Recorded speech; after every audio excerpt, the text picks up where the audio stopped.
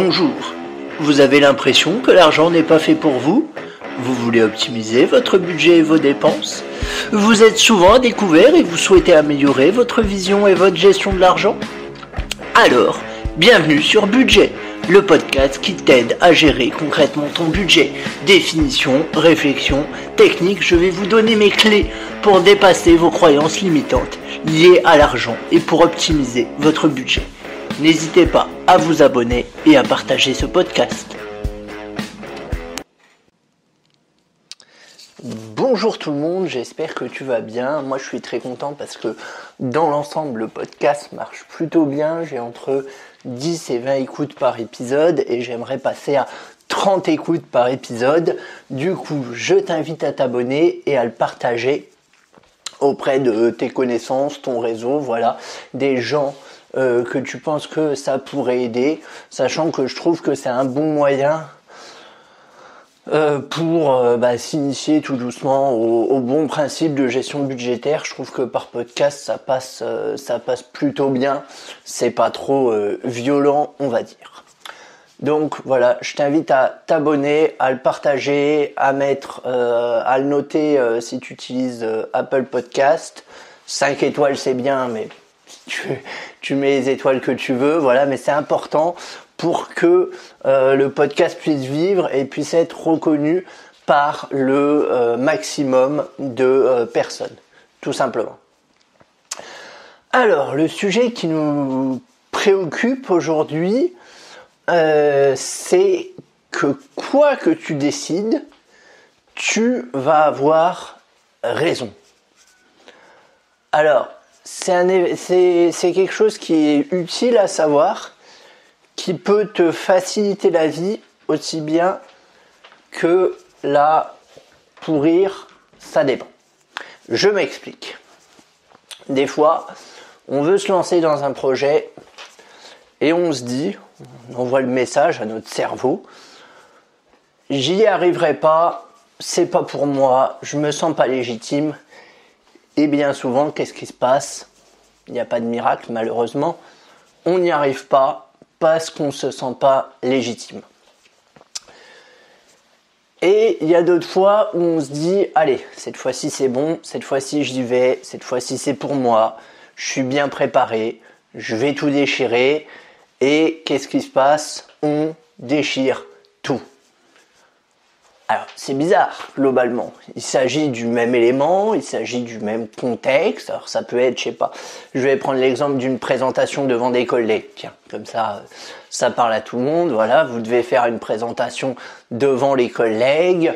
Vous stressez parce que vous n'êtes pas très à l'aise, par exemple, à l'idée de parler à l'oral. Et du coup, vous êtes angoissé et... quelques semaines avant l'événement, vous commencez à stresser, à vous dire que vous n'êtes pas capable, que vous n'êtes pas légitime, que vos collègues vont trouver ça très chiant. Et qu'est-ce qu'on observe si on se dit ça? Eh bien que, sans surprise, vos collègues vont vous trouver très chiant parce que votre cerveau se dit qu'il a tout intérêt à être très chiant.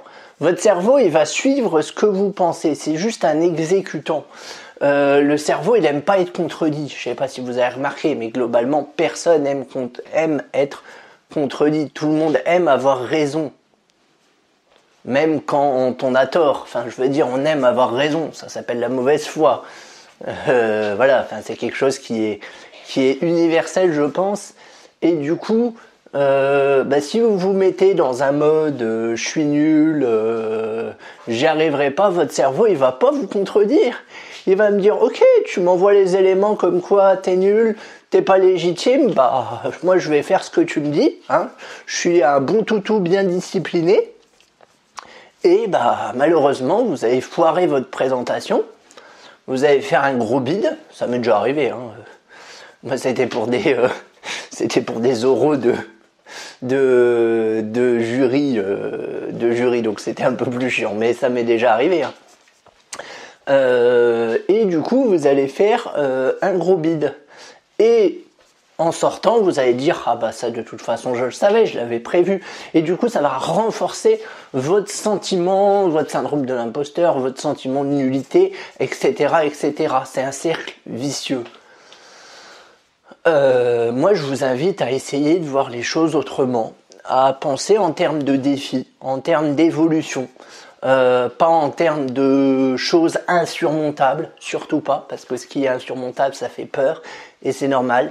Je vous invite vraiment à faire la méthode des petits pas, c'est-à-dire petit à petit, au fur et à mesure, on grandit, on met la barre plus haut, mais on commence par mettre la barre petit. Par exemple, je vous donne un exemple tout bête, pour une présentation, ça peut être commencer à préparer dès qu'on sait qu'on doit la faire.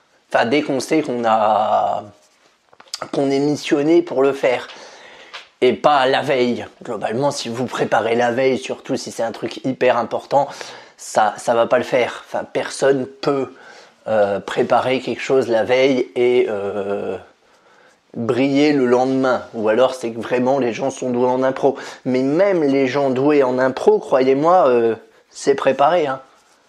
Souvent on croirait pas, mais croyez-moi, c'est préparé. Tout est pensé au millimètre près. Notamment dans le milieu judiciaire, les avocats et tout ça, ils préparent tous leur plaidoirie, même si on a l'impression, quand ils récitent leur plaidoirie, que c'est pas préparé, mais c'est préparé, ils ont le plan dans la tête et tout ça.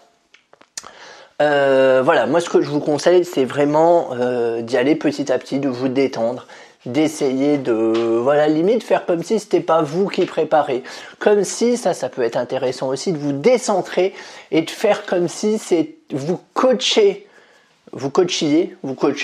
quelqu'un pour préparer cette présentation.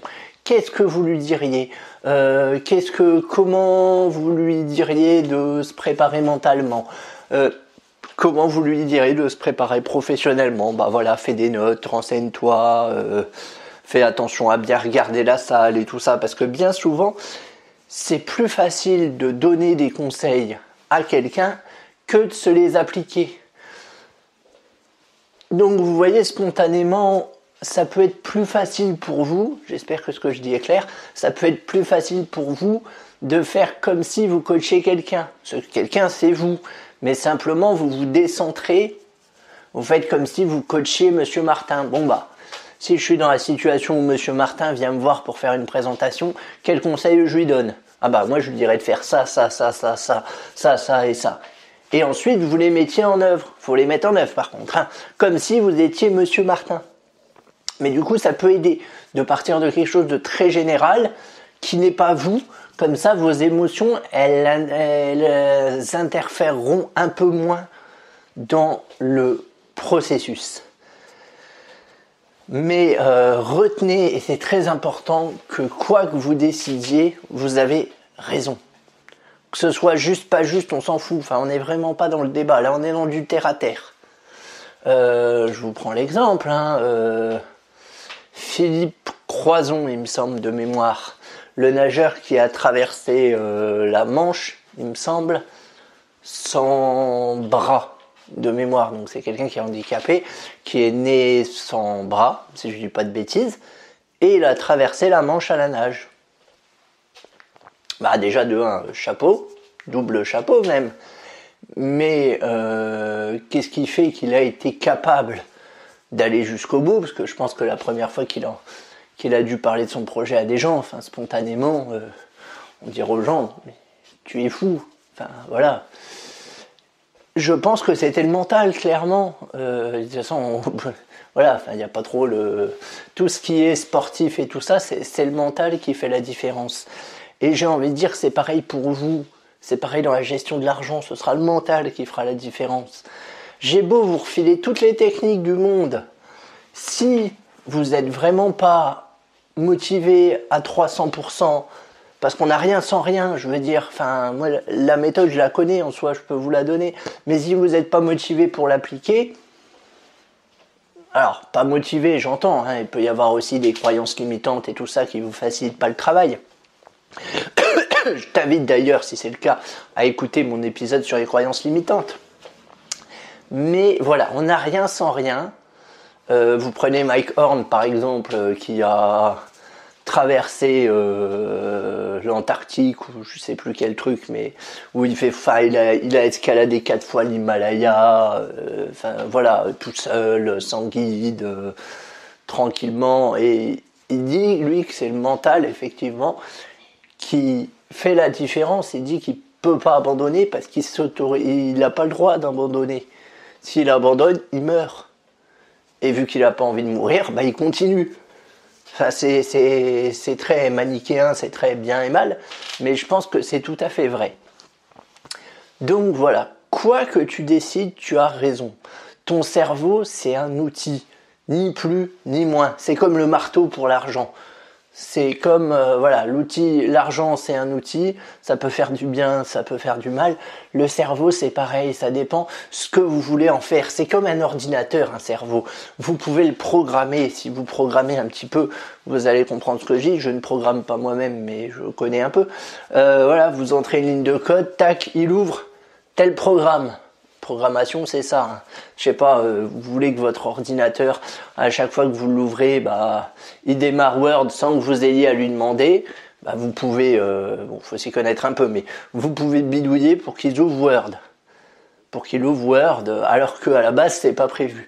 Votre cerveau, c'est la même chose. Il faut le coder. Il faut lui donner des instructions pour qu'ensuite il les exécute. C'est pas facile, hein, parce qu'il faut lutter contre ses démons, contre la société, contre le matraquage publicitaire, par exemple, voilà, résister aux promotions, etc., etc. C'est pas quelque chose de facile, mais je pense qu'on peut hacker son cerveau. Oui, je pense. Et je pense qu'au bout d'un moment, le cerveau, plus on lui répète les choses, et plus il s'y habitue. On a vu comment ça fonctionnait avec cette expérience menée je ne sais plus où.